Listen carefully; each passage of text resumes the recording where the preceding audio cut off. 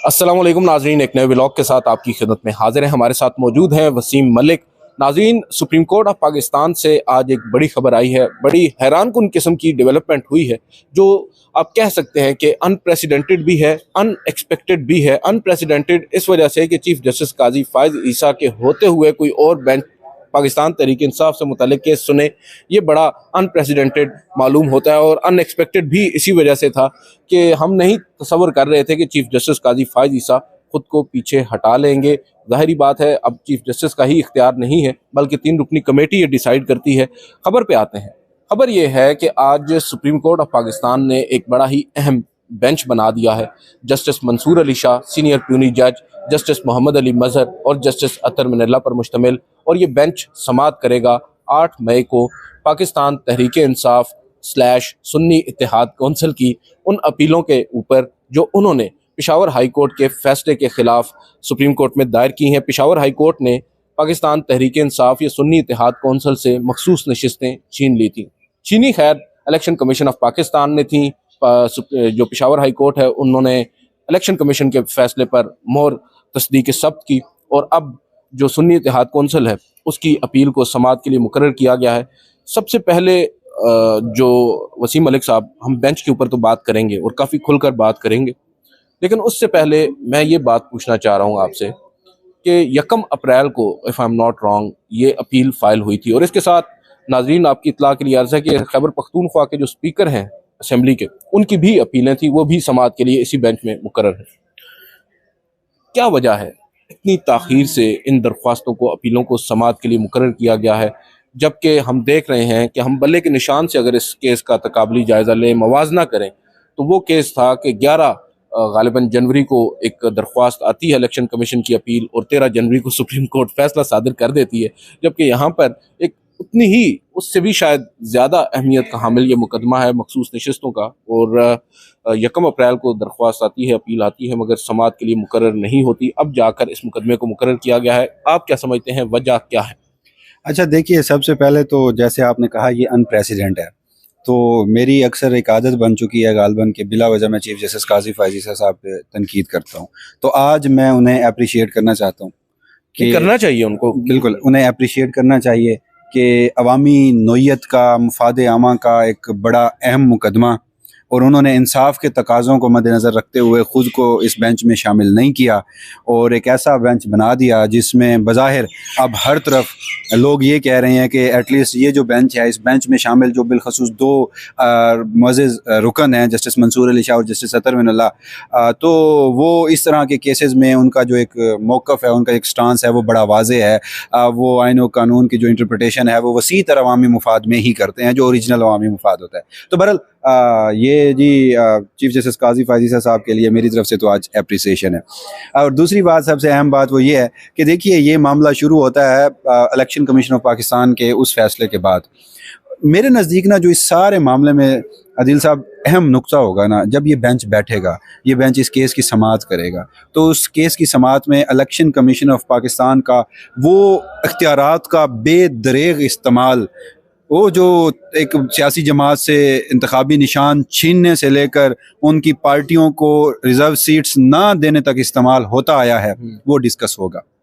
और फिर इस केस में, अच्छा, वो अगर डिस्कस होगा तो बड़ा दिलचस्प मंजर होगा देखने वाला। जस्टिस मोहम्मद अली मजहर दोनों जजेस के दरमियान, बल्कि एक साइड पर, दाईं साइड पर जस्टिस मंसूर के बैठे होंगे, और ये वो हैं जिनके दस्तखत मौजूद है बल्ले का निशान छीनने वाले फैसले। एग्जैक्टली, आपने बिल्कुल दुरुस्त कहा। और फिर बल्ले का इंतखाबी निशान का फैसला भी कमरा अदालत में डिस्कस होगा। और फिर उस फैसले में जो आउट ऑफ द वे जाकर इलेक्शन कमीशन ऑफ पाकिस्तान के हक में तावीलें पेश की गई थी। आपको बल्ले के इंतखाबी निशान की डिटेल जजमेंट याद है ना? 13 जनवरी के फैसले की तफसीली वजूहात लिखने के बजाय चीफ जस्टिस काजी फायज ईसा साहब ने गालबन दर्जनों पैराग्राफ ऐसे थे जिसमें इलेक्शन कमीशन ऑफ पाकिस्तान को पता नहीं क्या कुछ ऐसा बना रखा था जो शायद इलेक्शन कमीशन ऑफ पाकिस्तान को भी नहीं पता। तो ये सारी चीजें डिस्कस होंगी। और फिर इस केस, एक बात तो है ना कि इलेक्शन कमीशन एक आईनी इदारा है, उसको कुछ इख्तियारात हासिल हैं। वो अलग बात है कि सुप्रीम कोर्ट ऑफ पाकिस्तान उन इख्तियारात को तो अप्रिशिएट कर रही है और उनकी निशानदेही भी कर रही है, मगर उन इख्तियारात पर जो नाजायज़ उनका इस्तेमाल होता है, या एक मेलाफाइडी इंटेंट नजर आती है, या जो बायसनेस का एक अंसर नजर आता है, उस पर सुप्रीम कोर्ट की खामोशी है, जिस पर मैं समझता हूँ तनकीद भी होनी चाहिए। अच्छा देखिए, ये मामला इतना अहम है कि आप इलेक्शन कमीशन ऑफ पाकिस्तान को स्ट्रेंथन कीजिए, कॉन्स्टिट्यूशनल बॉडी है। तो मैं कल भी आपको कह रहा था कि उससे इलेक्शन कमीशन ऑफ पाकिस्तान की उसी आईनी ओहदों पर बैठे लोगों की आईनी जिम्मेदारी नहीं है आइन के आर्टिकल 218(3) के तहत शफाफ इंतखाबात करवाना। यानी यार इलेक्शन कमीशन ऑफ पाकिस्तान का काम ही क्या है? इंतखाबात करवाना है। और वो आईनी इदारा इस कदर भोंडे तरीके से इंतखाबात में मुनव्वरिंग करता है, और आप कमरा अदालत नंबर 1 में बैठकर उनके कसीदे पढ़ने से नहीं थकते, तो फिर आपकी मेलाफाइडी शो होती है। और फिर मेरे नज़दीक जो सबसे अहम बात जो मैं इस समात का मंजरनामा देख रहा हूँ वो ये है कि आपने जस्टिस अतर मिनुल्लाह, आपको याद होगा चीफ जस्टिस काजी फायजीसा साहब आए तो वो बेंच नंबर 1 में बैठा करते थे। हाँ, पहला शुरू का जो महीना था, शुरू का महीना, और उसके बाद 2 ऐसे कुछ उन्होंने इजाफी नोट लिखे, और उसके बाद अब मामला ये है कि हमने उस रोज 3 अप्रैल को भी और फिर 30 अप्रैल कम इख्तिलाफी नोट थे। तो उसके बाद हमने देखा कि ना सिर्फ वो रियासत का निशाना बने, रियासती जो उनके खिलाफ मुहिम जो है उसका निशाना बने, चीफ जस्टिस काजी फायजीसा के भी बज़ाहिर गैज़ व गज़ब का निशाना बने, और उसकी अब तो पूरी दुनिया ने देख लिया, वो जो 2 समातें जजेस के नोटिस केस के ऊपर हो चुकी हैं। तो वो जस्टिस अतर मिनुल्लाह बेसिकली कहते हैं बोन ऑफ कंटेंशन सहाफियों का मामला था। चले देखिए ना, वो बेंच से चीफ जस्टिस काजी फायजीसा साहब ने उन्हें बेंच से अलग क्यों किया? बहुत सी रीजन होंगी, लेकिन मेरे नजदीक तो 2 हैं यार। एक ये है कि वो 3 नवंबर को वो जो एक फैसला दिया गया था कि 8 फरवरी को इंतखाबात होंगे, और 23 नवंबर को उसका जो डिटेल जजमेंट आया था उसमें जो जस्टिस अतर मिनुल्लाह ने गालबन 40 सफ़ात का इजाफी नोट लिखकर पूरे मुल्क में जिन लोगों ने आईनी खिलाफ वर्जियां की उन्हें कटहरे में खड़ा करने, और चीफ जस्टिस काजी फायजीसा जिन जजेस को आइडियलाइज किया करते थे माजी में, उनसे मुतालिक अपने उन पैराग्राफ्स में जो कुछ लिख छोड़ा था, और फिर साइफर केस की उसका फैसला जो उसमें शर्मा की तातीलात में गालबन 23 दिसंबर की वो तारीख थी, इमरान खान को शाह महमूद कुरैशी को साइफर केस में जमानत मिली थी, उसमें 10 सफ़ा दूसरा कौन था? जस्टिस सरदार तारिक मसूद साहब भी थे और जस्टिस मंसूर अली शाह साहब भी थे, और जो जजमेंट है वो जस्टिस मंसूर अली शाह साहब ने लिखा था।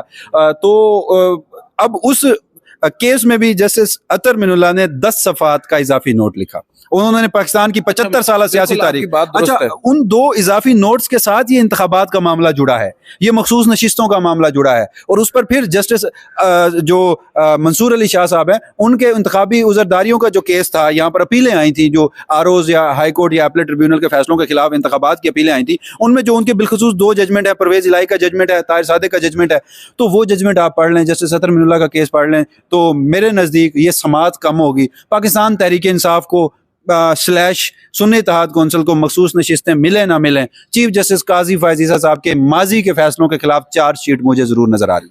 अच्छा, इसमें आपकी बात दुरुस्त है। जस्टिस अतर मिनुल्लाह के हवाले से आपने बात की, उनके नोट्स की बात की, उनकी जो एक जूरिस्प्रूडेंस है सहाफ़ियों से लेकर ओवरऑल जो बुनियादी इंसानी हकूक़ हैं उससे मुतालिक, वो अब वाकई में काबिल तारीफ भी है। मगर हम यहाँ पर यह भी देखते हैं कि उसी इलेक्शन मैटर में जहाँ पर चीफ जस्टिस अतर मिनुल्लाह एक बड़ा ही दबंग किस्म का ऑर्डर लिखते हैं और बड़ी सख्त बातें कहते हैं, आर्टिकल 6 का हवाला देते हैं, मगर वही जस्टिस अतर मिनुल्लाह जब माजी में जस्टिस उमर रज़ा बंदयाल साहब की जानिब से बेंच बनाए गए और फिर उनमें इख्तिलाफात भी हुए, सब कुछ हमारे सामने है, उस पर उनका जो मौक़िफ़ उस वक्त होना चाहिए था वो बहरहाल उस वक्त हमने नहीं देखा था। तो हमें पूरी पिक्चर भी देखनी चाहिए और नाज़रीन को भी बताना चाहिए। हमारे पसंद का इंसाफ है, जस्टिस जो है ना वो अपनी अपनी मर्जी का भी यहाँ पर होता है, बदकिस्मती के साथ। बहरहाल जो अब बेंच बनाया गया है इसके ऊपर आपकी क्या ओपिनियन है? जस्टिस मंसूर अली शाह हैं जो हेड कर रहे हैं, और जस्टिस मंसूर अली शाह नाज़रीन सीनियर प्यूने जज हैं ऑफ द सुप्रीम कोर्ट, वो आइंदा आने वाले चीफ जस्टिस ऑफ पाकिस्तान भी हैं, और उनके साथ जस्टिस मोहम्मद अली मज़न हैं जो वो जज हैं जिनका हम पहले जिक्र कर चुके हैं कि बल्ले का निशान जो छीना गया था 13 जनवरी की शब पाकिस्तान तहरीक इंसाफ से, उस पर उनके भी दस्तखत मौजूद हैं। तीसरे जज हैं जस्टिस अतर मिनुल्लाह साहब। हम सबको मालूम तो है, बुनियादी इंसानी हकूक़ के हवाले से वसीम मलिक साहब बता रहे हैं कि इन जजेस का बड़ा एक स्टैंड है, बड़ा एक मौक़िफ़ है, और वो वाज़ेह नज़र आता है, चाहे वो इंतखाबी उज़रदारियों के मुकदमात हों। इंतखाबात से कबल आपको याद होगा कई ऐसे अरकान उम्मीदवारान पाकिस्तान तहरीक इंसाफ के या मुख्तलिफ सियासी जमातों के थे जिनके कागजात नामजदगी मुस्तरद कर दिए गए थे, मगर जस्टिस मंसूर अली शाह, जस्टिस अतर मिनुल्लाह, इन जजेस साहिबान ने उन पर काफ़ी ज़बरदस्त किस्म के फ़ैसले दिए थे और उन्हें इंतखाबात में हिस्सा लेने का उन्हें इजाज़त दी थी। अब सवाल अगर मैं आपको अपनी राय बताऊँ ना, तो मुझे इस बात से सरोकार कम है कि फ़ैसला 2-1 से आएगा, 3-0 से आएगा, या 1-2 से आएगा, जैसे भी आप इसकी इक्वेशन निकाल लें। मेरे लिए सबसे इंटरेस्टिंग चीज़ ये है, ये जो बेंच की तश्कील है ना सर, इसके पीछे भी कुछ गहरी सोच नजर आती है।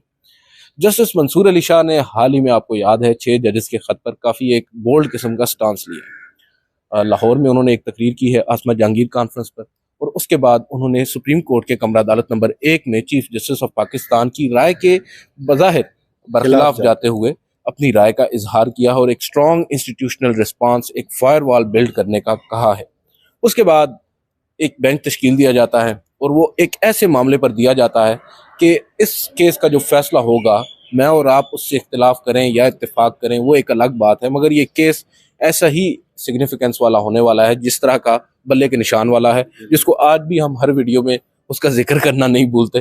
तो जस्टिस मंसूर अली शाह साहब का आगे 3 साल का as chief justice of Pakistan tenure है, तो उनके लिए अब ये सूरत हाल बड़ी ट्रिकी हो चुकी है। जहाँ तक इस केस की हम पर्टिकुलरली बात करें, पाकिस्तान तहरीक इंसाफ के साथ जो कुछ हो रहा है उसको एक साइड पर रख दें, थोड़ी देर के लिए हम उस चीज़ को भूल जाते हैं कि ये पाकिस्तान तहरीक इंसाफ का मामला है या किसी एक बड़ी सियासी जमात का मामला है। हम बात करते हैं लीगली। तो अगर इस केस को देखा जाए तो इसमें ऑब्वियसली मैं समझता हूँ उस सियासी जमात की सबसे बड़ी अपनी गलती है।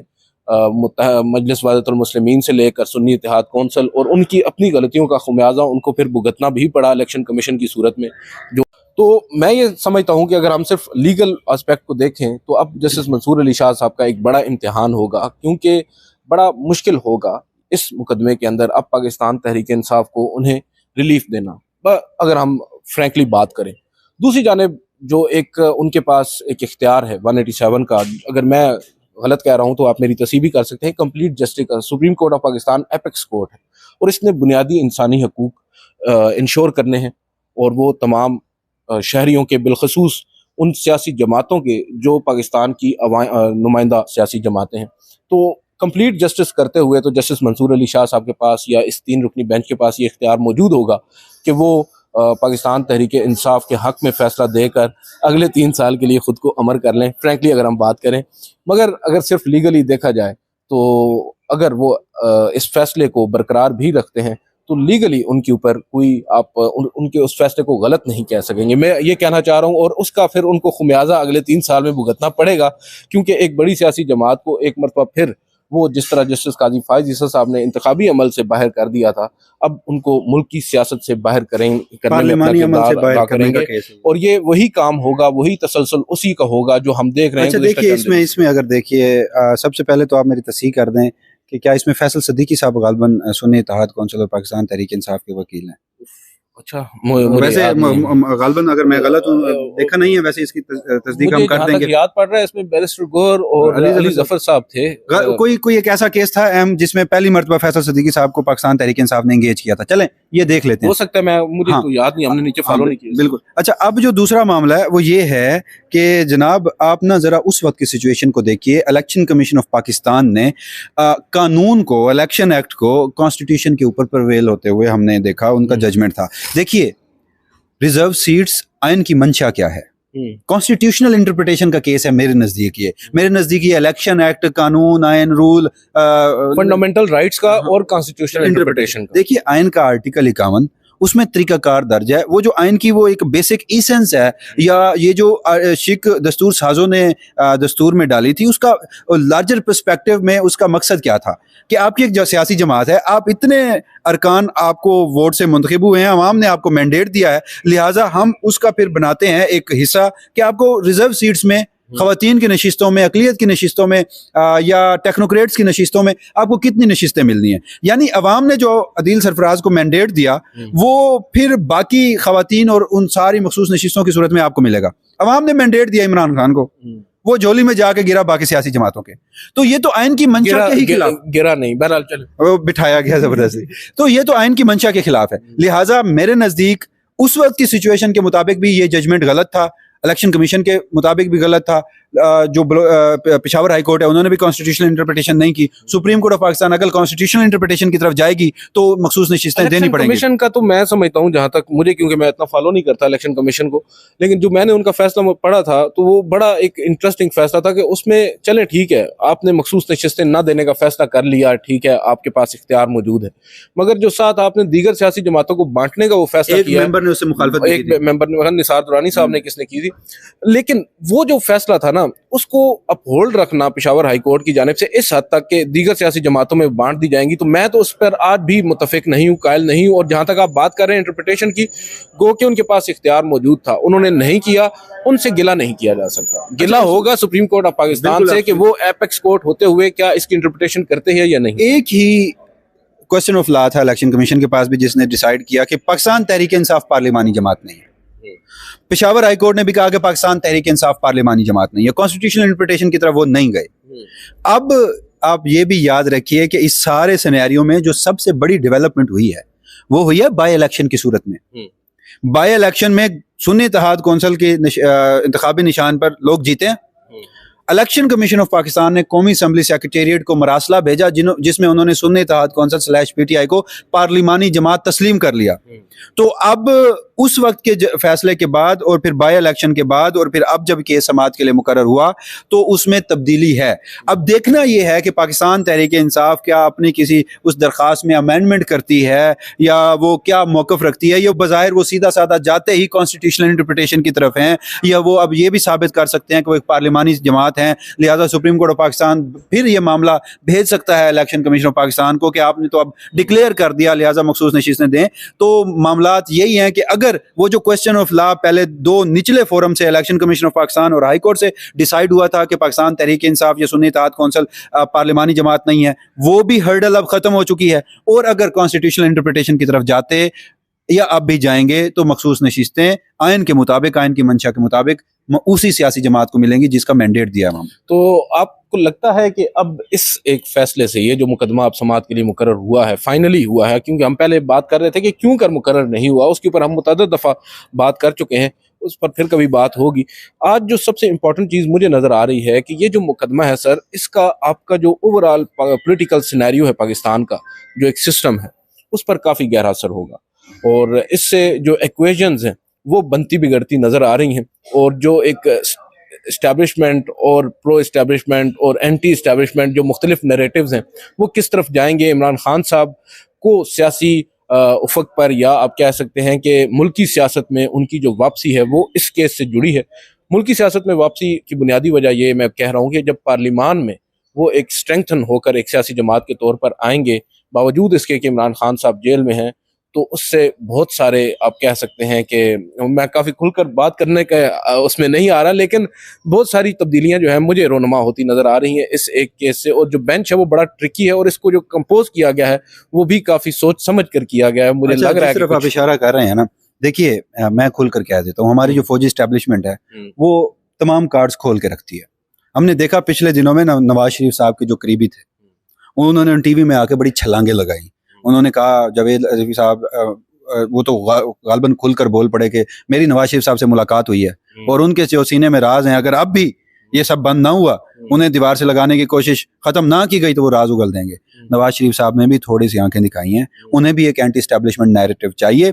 अगर इस वक्त चाहे वो फजलुर रहमान की सूरत में, फजलुर रहमान साहब की आपने गुज़श्ता पार्लिमानी तकरीर देखी, कहीं नहीं रोका गया, दिखाया गया, उन्होंने एस्टेब्लिशमेंट को जितना आड़े हाथों लिया। यही काम कोई पाकिस्तान तहरीक इंसाफ का मेंबर करता तो शायद अब तक उठा लिया गया होता। फजलुर रहमान साहब कर रहे हैं। फजलुर रहमान साहब ने हमेशा रेस्क्यू किया है। मेरे नज़दीक हम सियासी तालिब इल्म नहीं हैं, हमें ज़्यादा ग्रिप नहीं है। मुमकिन है कि मेरा ये ओपिनियन गलत हो, खबर नहीं है, क्योंकि हम सारा दिन अदालतों में धक्के खाते हैं। तो फजलुर रहमान साहब की गुज़श्ता कई सालों की जो सियासत है वो लिंक्ड है नवाज शरीफ साहब के साथ, वो हमेशा उन्हें रेस्क्यू करने पहुंचे हैं। तो मुझे अब भी लगता है कि फजलुर रहमान साहब उनकी बी टीम के तौर पर खेल रहे हैं। तो इस्टेब्लिशमेंट, नवाज शरीफ साहब ये चाहते हैं कि जब वो थोड़ा सा एंटी इस्टेब्लिशमेंट नैरेटिव अपनाएंगे और उसमें अगर इमरान खान साहब बाहर आते हैं तो एक डील का तासुर होगा, या इस्टेब्लिशमेंट जो है वो इमरान खान की तरफ जाती है तो एक डील का तासुर होगा। एक डील का तासुर ही इमरान खान को इस वक्त इमरान खान ख़त्म कर सकता है, वरना इमरान खान को कोई ख़त्म नहीं कर सकता। और जो दूसरी बात, मैं अपनी बात माज़रत के साथ थोड़ी लंबी हो गई, मैं उसे कंप्लीट कर लूँ। और जो दूसरा इसमें सिनेरियो बचता है कि अगर इस्टेब्लिशमेंट इंटैक्ट ही रहती है मुस्लिम लीग नून के साथ, तो फिर ये जो इस वक्त की मांगे तांगे की हुकूमत है उसे थोड़ी सी इखलाकी जुर्रत मिलेगी कि देखिए नवाज शरीफ साहब तो आज भी इस्टेब्लिशमेंट को धो रहे हैं। और उस सब के बाद फिर अगर ये सारा सिनेरियो जो आप डिस्कस कर रहे हैं इसमें शायद उन्होंने भी कोई पत्ते खोल कर रखे हों, उन्हें भी इधर से कुछ ग्रीन सिग्नल दिखाया गया हो, उन्हें भी रिजर्व सीट्स दी गई हों, ताकि कल को अगर इस हद तक पॉइंट ऑफ नो रिटर्न तक नवाज शरीफ साहब भी पहुंच जाते हैं तो उनको गिरबान से ये कहकर पकड़ा जाए कि पाकिस्तान तहरीक इंसाफ बैठी है और अगर कोई एक दो छोटी सियासी अच्छा, जमातें मिला ली जाए। मेरी असेसमेंट इसमें थोड़ी सी मुख्तलिफ है। अगर खुलकर बात हो रही है तो मैं ये समझता हूँ कि पाकिस्तान तहरीक इंसाफ, मैं ये बात दावे के साथ कह सकता हूँ, पाकिस्तान तहरीक इंसाफ की ज़रूरत नहीं है डील करना। इस वक्त इस्टेब्लिशमेंट की ज़रूरत हो सकती है, मुस्लिम लीग नवाज की ज़रूरत हो सकती है, क्योंकि हुकूमत तो मिल गई है, इक़्तिदार मिल चुका है, ट्रांजिशन हो चुकी है, तमाम मामलात on the face of it हमें स्मूथली जाते हुए नज़र आ रहे हैं, मगर अंदरूने खाना बहुत सारे मामलात हैं। और जो एक पब्लिक में एक सेंटिमेंट है उसको आप नज़रअंदाज नहीं कर सकते, चाहे आप इस्टेब्लिशमेंट हों, चाहे आप हुकूमती सियासी जमात हों। लिहाजा मैं ये समझता हूँ कि इस वक्त ये शायद कौमी धारे में लाने के लिए, जो मैं बात पहले कर रहा था ना खुलकर नहीं कर रहा था, वो यही है कि कौमी धारे में शायद उनको कुछ तरीके से लाने की कोशिश की जाएगी, उन्हें एक रास्ता दिखाया जाएगा जिसके बाद शायद उन्हें मेज़ पर लाने में आसानी हो। बहरहाल देखते हैं, बातें कुछ ज़्यादा खुल के हो गई हैं, लित्तर भी पहन गए। आज की इस वीडियो से इतना ही। वसीम मलिक साहब का आप बहुत बहुत शुक्रिया, नाजरीन आपका बहुत बहुत शुक्रिया। इजाज़त दीजिए, अल्लाह हाफ़िज़।